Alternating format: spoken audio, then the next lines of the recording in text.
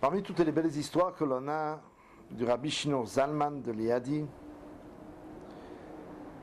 lui qui a donné cette impulsion extraordinaire à la Hassidout, et donc qui a compris et enseigné la Chokhma, Bina, Vadat, l'intelligence, la compréhension, la connaissance qui ont formé les lettres de Chabad dans le monde. D'autres vont l'appeler Lubavitch, la ville de Lubavitch, la ville du cœur. L'Admour Azaken, qui est donc le premier rabbi de chez Chabad, un homme absolument extraordinaire, d'une dimension que on ne connaît pas, qu'on n'arrive pas à saisir. Voici que cet homme a aidé les communautés juives pendant des années, et surtout ce qu'on appelle le Yeshuv Haaretz, surtout ce qu'on appelle l'emplacement, pour que le peuple juif puisse revenir sur sa terre. Les habitations qu'il y avait depuis donc ce petit noyau qui habitait et qui n'a jamais quitté la terre d'Israël, qui a toujours vécu dans des conditions difficiles, qui a toujours survécu, on va dire, à toutes les menaces pendant toute cette période d'exil.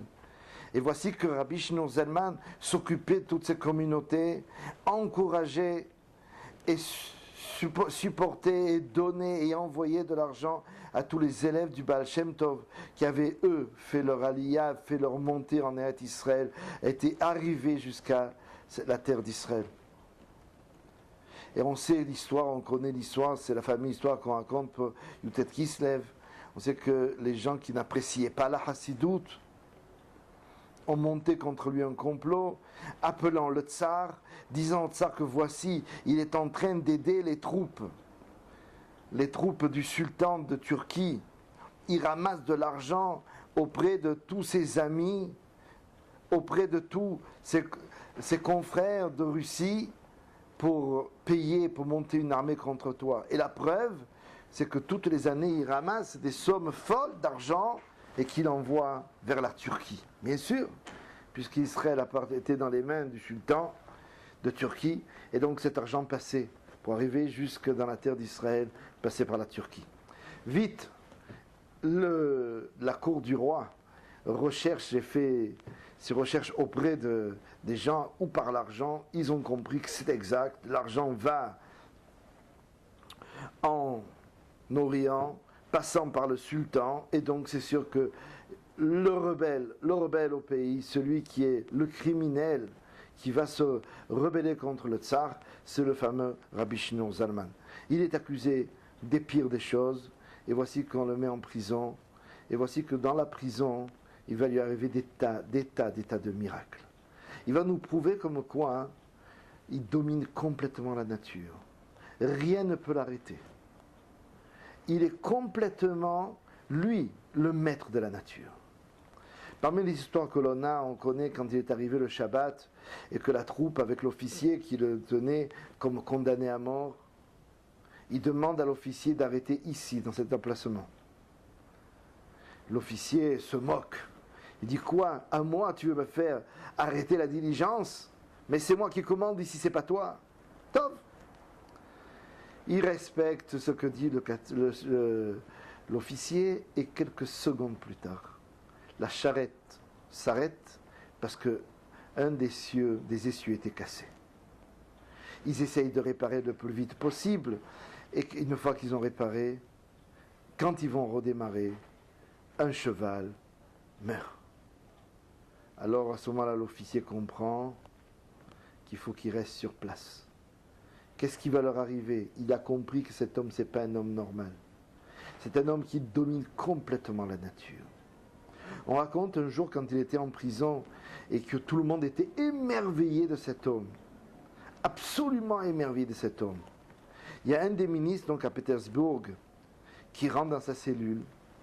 Le Rabbi Shneur Zalman était en train de prier, et le ministre, quand il a vu cet homme qui était en train de prier, il a eu une émotion extraordinaire. Il a compris que là se trouvait la Kedusha, la sainteté. Là se trouvait la vérité. Et alors il veut discuter avec lui de Torah. il pose une question qui a marqué le mot de Hayeka, où es-tu?